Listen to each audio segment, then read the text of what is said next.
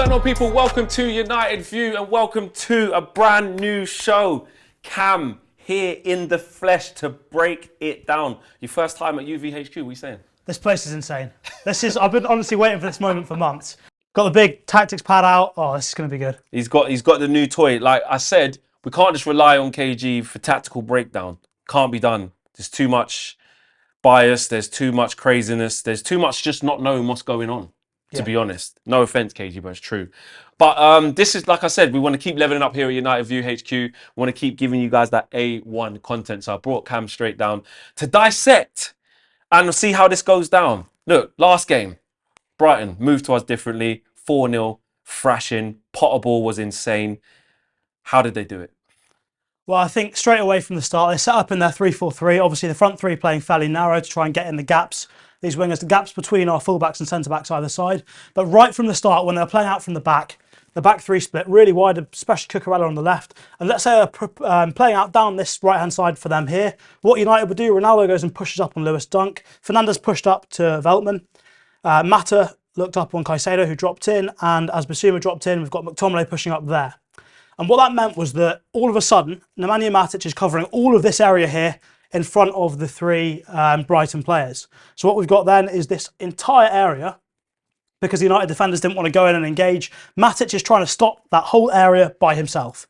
So it meant all that Brighton had to do then was get this ball to the spare player, in this case Cucurella. He's got time and space, and he's got to very easily just fire a ball through the lines, bypassing half the United team in one go, and it's straight through to their front players. So it made things really, really easy for the Brighton players, and once it's in there, it's difficult for the United centre-backs.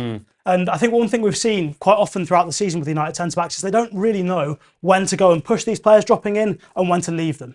So what we've seen in recent weeks is, let's say McAllister drops in, Lindelof goes with him. Oftentimes, if McAllister's able to get there, he can just flick it on and there's a massive gap all of a sudden because Dalot isn't able to react fast enough. So what it meant was that right from the start, all Brighton had to do really was have the ball in their own third, and because of this spare player here, that ball comes straight through the lines really, really easily. And that happened like in the first 14 minutes. We were saying, me, KG and Cam's, the other Cam, was saying like, this has been an atrocious start. And every time we had the ball, it just kept going back. But it was a sheer dominance from them. When you were saying Matic is left there to cover that space, then ideally, then what should be happening? Where should we be? So there's a few different strategies for dealing with it, but the main one really is that you've got to have a really decisive backline. The best way you can deal with this when you're pressing is that the whole team goes together. So if these guys are going to go really high up on Dunk, Veltman and Cucurella and the midfielders, which is fine, you need the rest of the team pushing up, because what you can't have is that giant space appearing. So if that backline pushes up the pitch, if everyone squeezes up, then what you end up with is much less space for them to drop into. So it makes it much harder to find a pass that actually can get into there. So condensing. Yeah. So that the gaps aren't there for them to play it. Exactly, condensing the pitch. So I think everyone who's played any football at any point has heard that when you haven't got the ball, you want to make the pitch as small as possible. When you have got it, you want to make it as big as possible. So United really need a backline that can squeeze up the pitch. And to do that, you need decisive defenders. You need defenders that if this striker or this inside forward, whatever you want to call him, if he's dropping in, that defender is going to go with him and make sure he wins that duel. This guy cannot be allowed to turn, because as soon as he turns, if he's pushed up, there's a massive gap over here to cover. So that's the main thing.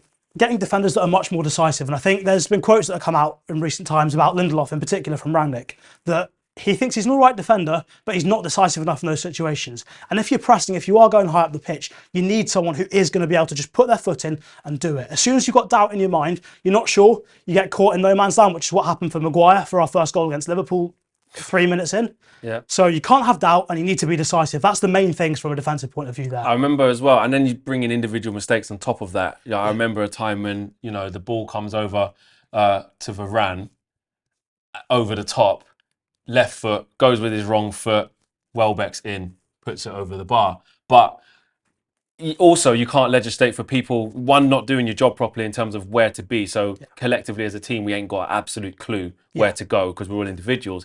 But then you add individual errors into that. We just made it so easy for these. And this guy, I want to talk a little bit about this guy now. Yeah.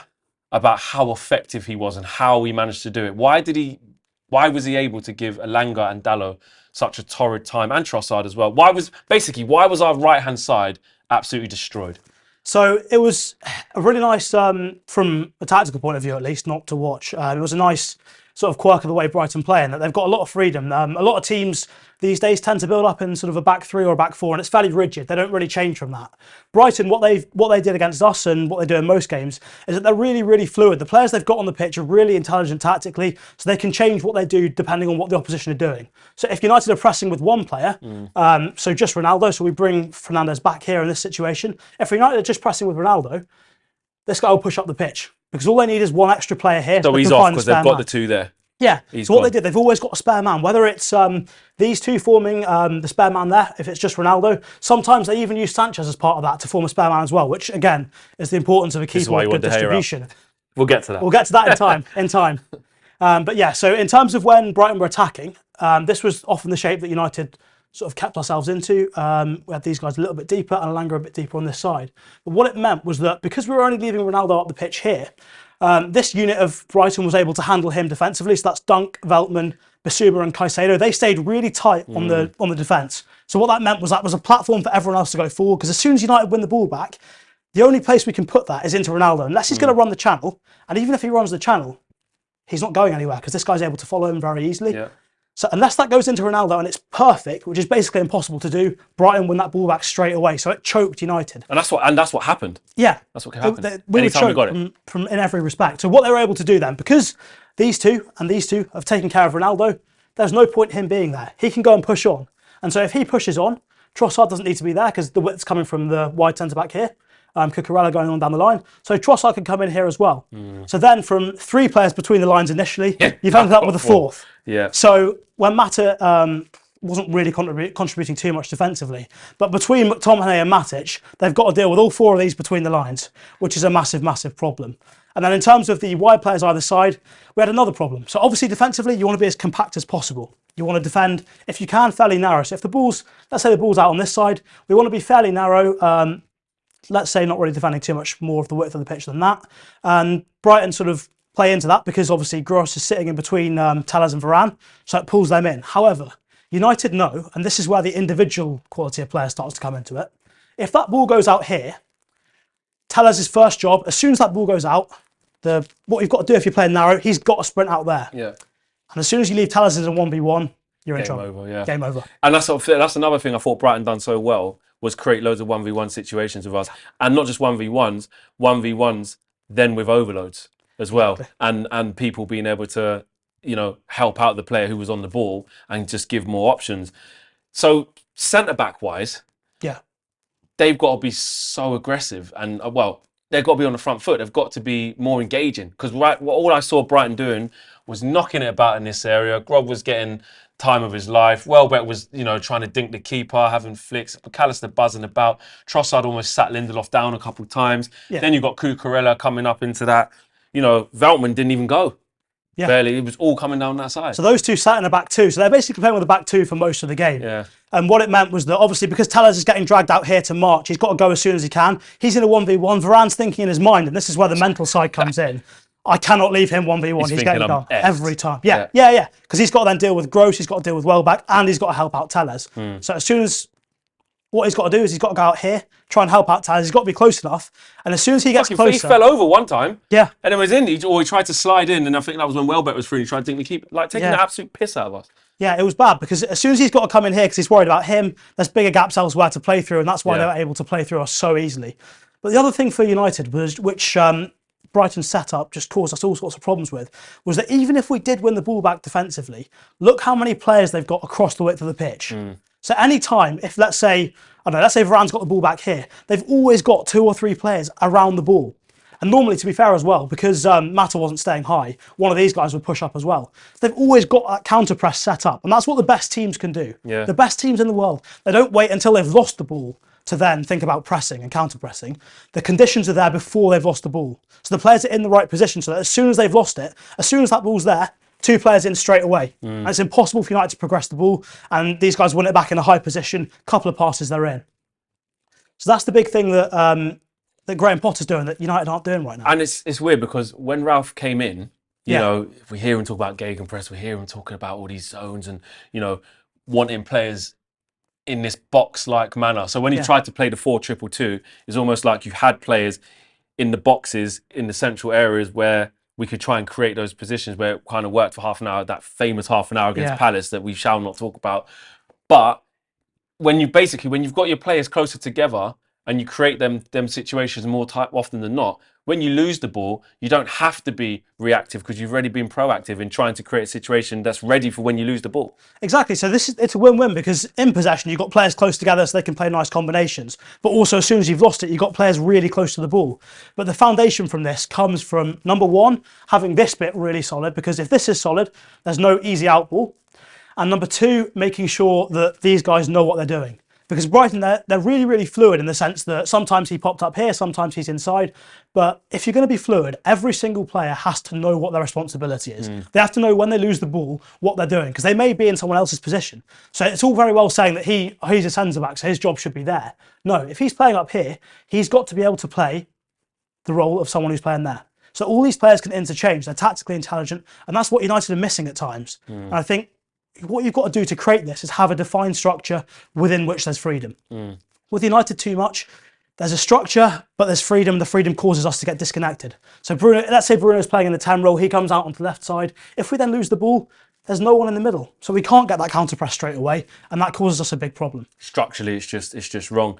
The last thing before we kind of move on from this Brighton thing is what I want to talk about is, if we are going to play a 4-2-3-1, yes, I know you spoke about what that means against someone playing in this where they got the three centre backs and then four across midfield. What about matching them? Because I think in times, I mean, if I think back to every time we played against a five when we've been in a 4-2-3-1, we've really, really struggled. Look at what Chelsea done to us. Yeah. Look at what Alonso was doing on that side and Reece James was doing in this side. It would have been them. Think about what's his face, Nelson Semedo for Wolves was doing it that side, and the left wing back, can't remember his name, was doing it all day there. Every time we played against back fives, Ralph's eventually given up sometimes and then put the extra centre back on or stuff. Is that something we should be looking to do, match them up? Or there is a way of setting us up 4-2-3-1 and being effective against the five? Yeah, I mean, you can play it effectively with the 4-2-3-1, but players have got to know what their responsibilities are, and they've got to City be don't brilliant. change Yeah. if the team comes and camps out. Exactly. Spurs done the same thing to us, made it difficult with Ronaldo brilliance, but that's what I was just saying. City don't change. Liverpool don't change. If every player knows their job and they're prepared to put the work in, then it's fine. But if we end up with a situation like this where players aren't really too clear and the back line so low on confidence, they're not decisive, they drop off. When we do go and press, there's that massive gap that Matic is covering and half the team's taken out in one go. So that's the area where, yes, we can go match them up, but if we go and match them up, then we're playing three at the back ourselves. That leaves 3 versus 3 there. And with these guys, our defence at the minute not being too decisive, they're not on the top form, not on their highest confidence. Can we trust them 1v1? So in some ways, it's more of a risk to match them up. But it's one of those where hopefully the summer break, pre-season, these guys mentally can switch off, relax, and come back ready to start afresh. Yeah. And hopefully that makes a big difference. Because at the top level, it's all about making decisions in split seconds. And mentally, if you're not on it, then whatever you do tactically isn't going to work. So the most important thing at the top level is mentally knowing what you've got to do and being able to make the right decision. Which leads us into the next bit, guys. Hope you guys are enjoying the video. That's basically the in-depth analysis of why we were shit and Brighton are good. Simple as, and why Potter absolutely handed our asses to us and Brighton were olaying, singing "How shit must you be? We're winning at home." Because that was it. But that leads us into Erik ten Hag. Let's take a look at how Erik ten Hag could affect this team and set us up differently. So, right. Under Ten Hag, I mean, look, the next game is Crystal Palace, so we've just done a mock-up of what probably will happen. We get our asses handed to us. But let's just say, hypothetically, this was under Ten Hag, and it's what you want to see us doing. We'll talk about that. But you wanted to also look at the keeper. Yeah. Because listen, your De Gea agenda is real. And a lot of you guys, to be fair, were agreeing. When we done that poll about when De Gea should leave, there are a lot of people in the community, in the chat, that were saying, Cam's got a point. Like, under Ten Hag, when it's finished, and polished, we need to be playing like this, which I understand. And people are saying that De Gea can't do that. Talk us through that. So this is more looking into the future, and this is more if we take De Gea and sort of Dean Henderson or whoever else out of the equation. Yes. just in sort of theory, the benefits of having a keeper who is quick off his line and helps in those sort of situations. So obviously what we're trying to do is, like we've explained with Brighton, in terms of when we're trying to set the conditions so that when we lose the ball, we can go and press them. Or when they're building out from the back themselves, we can go and press them really high. So what we're going to want is we're going to want a decisive back line. They need to be on the halfway line here, but that means they've also got to trust that this massive space in behind is being covered by the goalkeeper. So this space right here needs to be covered by somebody, and De Gea's got to be the man to do it, or whoever we get in has to be capable of doing it. And the reason behind it, the logic there, is that if the keeper's covering, we'll say start with if the keeper isn't covering the space, all this striker has to do is get there, anywhere in the space where the ball goes, before the defender. So that's, if it's a fast defender, it's because we want to now start playing high up and compress. So all they've got to do is get there. So that means any ball into anywhere around this area is a good ball. As long as the striker's faster than the defender, or they get off the mark faster, any ball anywhere in that area is a good ball. But he can't come and keep, like if that, obviously, okay, starting position. So I know technically with his feet, that's why I was saying, when we were talking about that, surely if the most basic instruction is from Ten Hag straight away is, David De Gea, can you please just go, to the 18-yard? Yeah. When we're doing this, can you please be at the edge of your D? Yeah. As a start. Yeah, that is a very good start. That helps massively because obviously straight away we can see that the area then has been decreased. So the area then, even if De Gea doesn't then move from there, half the area. So now the area in which they aim a pass for it to be a good ball is only this. So that immediately halves the amount of space. You can see that straight away. But the problem is, if De Gea is not willing to go from there, it makes it harder. Because then, but what we see with the top keepers, with the Alissons, the Edersons, is that they're willing to come right the way out, wherever that ball gets played, and go there. So all of a sudden, what that means is that the job of the defender is actually much easier. All they've got to do, the defender doesn't have to worry in their mind about getting to the ball first, which is what they're thinking when the keeper's not coming out. They've just got to think that can they slow this striker down? Hold them for half a second, whatever it is, and the keeper gets there first. And that is something you do see a Van Dijk do. You will see a Matip do that. You will see the likes of Diaz, because they know that the keeper is going to be there, ready to go there to mop up anything. Exactly, and it allows you to defend on the front foot a lot more, and it also allows you to sustain pressure in the game, because if you know that as soon as that ball is coming there, the keeper's sweeping it up and you're keeping the ball, these guys can't get up the pitch because that ball's coming straight back at them. Whereas in comparison, if that ball with a keeper that isn't willing to come out, and Alisson and Ederson, sometimes they come out and the ball's out here or out there, wherever. If that ball comes out there and Eze gets a run on Maguire, these guys can all get up the pitch. They've got a chance to break. So even though, in terms of the key, when you see a sweeper keeper, Alisson, Ederson doing it, it doesn't look in the moment like they've saved a goal. But over the course of a season, let's say you have this situation 4 or 5 times a game. Over the course of the season, that could save you 6 to 8, maybe even 10 goals.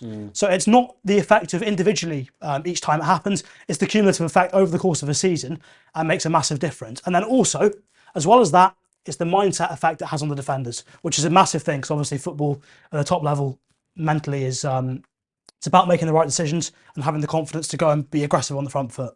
Okay, no, listen, I 100% agree with needing a keeper who's going to be more than willing to be out here. Yeah. And also needing a keeper who's good with his feet, who, when he does get it there, that option really quickly zinging it into someone's feet is there. This option is really good. Not afraid to punch it in between lines if he can, because he's a good passer of the ball. Yeah. I do understand that, but I just feel like for the first year, which you kind of did agree with, to be fair. Yeah. Just for the first year, just give me a couple of constants that I can rely on, shot stopping wise, and at the top of the pitch with this guy, hopefully, if he stays. Talk us through now. So that's the David De Gea situation done. Yes. In terms of what you would want us to be looking like under Ten Hag, and this, we've gone with a 4-2-3-1. He can play that formation. He can play a 4-4-2 or a 4-3-3. Yes. Very adaptive. Let's just say 4-2-3-1. This is arguably, obviously we haven't got any signings yet because we don't know who's going to come. Talk us through that. So I think what I want to see from United, and I think we can actually look to the Brighton game for a bit of inspiration with it, is I want a team that's much better coached, but I want the balance to come from a really, really strong rest defence. So the rest defence is obviously that 4 that was around Ronaldo. Yeah. That central structure that when you're going and when you've got the ball really high up the pitch, that central structure at the back that you can rely on to win the ball back and stop counter-attacks. That's the platform that everything else is built upon. So what I want to see, obviously, that is formed of the 2 centre-backs, and sometimes it can be a fullback in there as well, or it can be 2 midfielders, or however else you form it. But this, and this straight away needs strengthening. This is not good enough. No. However, As them individuals. individually they're not good enough. Yeah. And part of that is Scott McTominay here. He's a good runner of the ball, runner with the ball. He's a good carrier, but defensively, he's not very good at knowing when a player's in his zone, when to go and push him, and when to leave him alone. So if I create a scenario for you, say, Zaha's making his runs in here and stuff, Yeah. and say Conor Gallagher goes to make a third man run, Yeah. are you saying that he's likely to just let him in behind him, not looking where he is, Yeah. won't be there screening, or leaving Fred to have to do it, or guilty of maybe trying to cheat, looking halfway that way, and again a big gap in behind him? Exactly that. So I think the main issue here is that Scott McTominay he's okay when the player's in front of him. So if he's looking that way at this player, he's not so bad. The problem is as soon as that player goes out of his eye line, he doesn't scan very often. So he doesn't take enough information, and he doesn't know when to go and mark him. So if he goes beyond him, he won't track the run.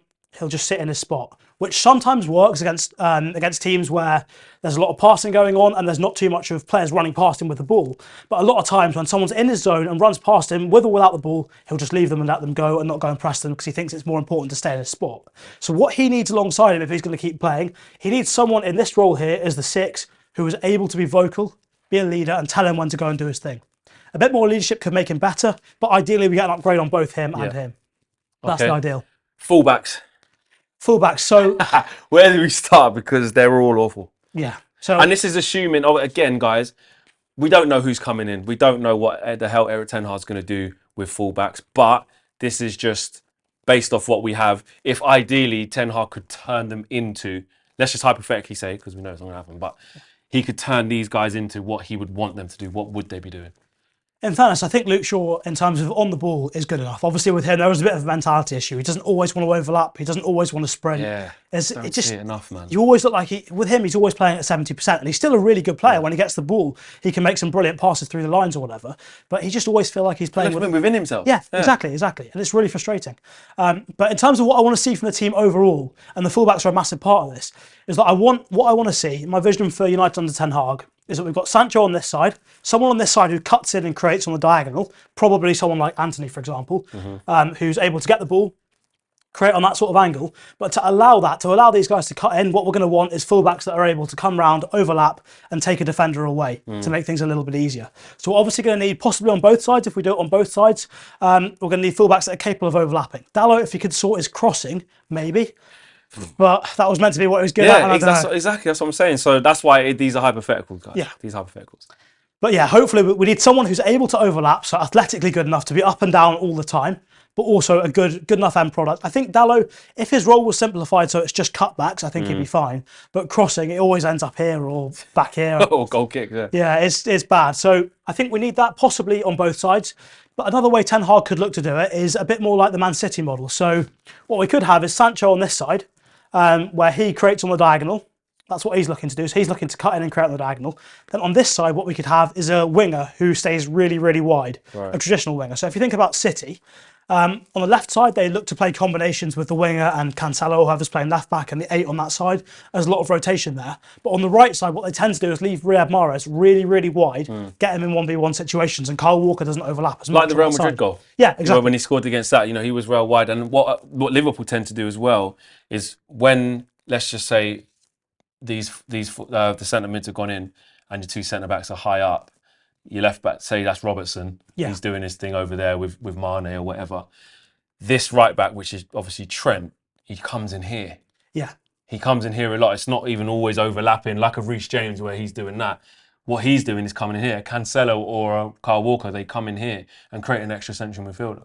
Yeah, exactly. So I think the main principle that most teams seem to use, the top teams at least, is they look for a front line consisting of 5 players.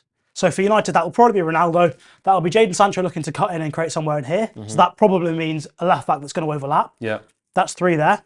On this side, you're going to either have a winger that cuts in and sits in here and a fullback that overlaps, or the other way to do it is a winger that stays really wide and you have an 8, possibly a role for Bruno Fernandes in here.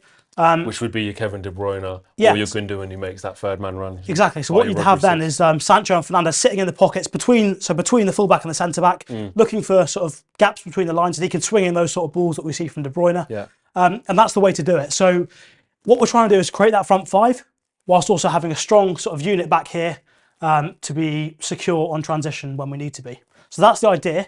And how we go about doing that depends on, firstly, the money that Ten Hag's got available personnel, yeah. and the personnel that he can get in. And lastly, well, two things actually, but I want to spend a bit of time on this one before we finish off. This man, because there's so much made of Bruno now, where the initial impact he had when he came is almost like it's been forgotten about, because we're in a different. That was for then. Now we've seen the flaws in his game, and we're seeing what Ten Hag's going to be asking of him. Yeah. How is he going to adapt? I think the thing for Bruno Fernandes, what I would say, and what I want to happen most of all, is I would like Bruno Fernandes to be there as a second striker. I would like him for next year to be focused pretty much solely on getting in the box and putting the ball in the back of the net. Really? I think with him and Cristiano Ronaldo, if that's their role between them, put the ball in the back of the net, that makes our game as a team much easier, because everyone else knows their jobs to create, and those guys will put it in the back of the net. But it also makes Fernandes' role simpler. And when we take pressure off him, we trust other players to create, it makes him more effective. So you would rather that than this? A 4-3-3. So what I would like to do, I'd like to see our two creators, the main chance creators being Jadon Sancho and whoever plays on this side, probably Anthony. Yeah. But that's what I'd like to see being the main chance creators, and that would therefore allow these guys to get in the box and look to score goals. I think that's the really important bit, is that you simplify Fernandes' game, so he's not trying the 40-yard Hollywood balls every time he gets the ball. He's not trying to play like there's a minute left in playground football or whatever. Yeah. He is just focused on getting in the box and scoring goals. I think he can do that role really, really well if his game is simplified. The question is whether we get the wingers that allow us to do it, and whether we get the fullbacks that know when to go, when to sit, and how. Yeah, because it ain't just all on Bruno. Obviously, Bruno plays in quite a slapdash way, where it's all gun ho. But that's one problem. Like you said, the rest of the problem is he doesn't know where to be.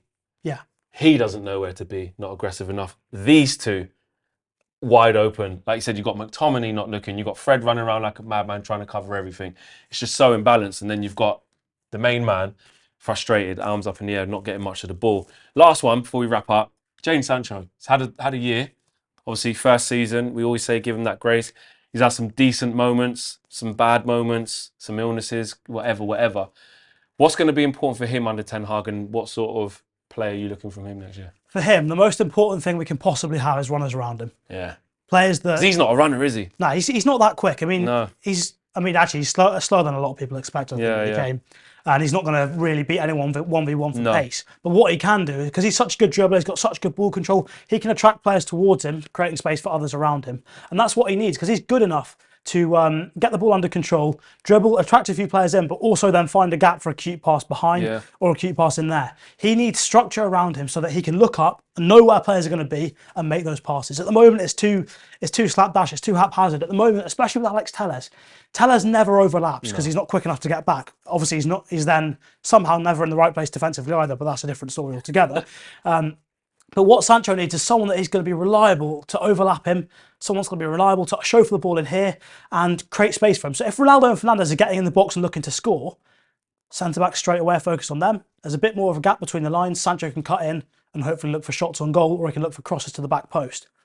That's what we need for Sancho. You need players around him that facilitate what he does, and we don't have that at the minute, and hopefully that's something that Ten Hag's identified that he can look to address in the summer and bring definitely out. I mean, Ten Hag, if I was Ten Hag anyway, but you'd be looking, there's not much that we've got, but out of ones he might be licking his lips at saying, I want to work with him. It's players like, it's the technical players, isn't it? The players who can who have a high level of understanding of football, which they're few and far between in our team. But if you're picking some out, you're going to say Sancho, obviously Ronaldo, Varane, if you want to ask him to play high up and a bit more understanding, you might want to say, but he needs to show more. Yeah. Other than that, I mean, Bruno, does he have a high football IQ? He's got a good technique. Yeah. He's okay on the ball, but he hasn't shown us that. So there's not much. Rashford doesn't fall into that category. Not a chance. That's something that Ten Hag's going to say, I really want to work with this guy and get him on it. But I don't know, man. It's going to be, this is obviously a really rough version because we ain't got a clue who we're going to buy. Yeah. But with what we've got, for him to do a lot of what you've said with them, it's not happening. It's not. So basically, we've got to the end of the video and saying, Cam, that was brilliant, but these lot can't do it. Yeah. I mean, if he's got to work with this lot, you get Ahmad on the wing instead of Rashford, he's 10 times better straight away. But the big problem is these guys. Yeah. And the problem we've got at the minute... You can't, yeah. I think one of our biggest problems is that if you've got players in the middle that are really, really good on the ball, they can play through. Teams have to defend narrower, then you've got more space. So if your fullbacks aren't quite as good, they've got a little bit more space and time so that you can sort of get away with it. Yeah. When you're bad all over the pitch, teams know that they can defend however they want and you're not going to be able to play through it. That is us. Yeah, Yeah. that is us.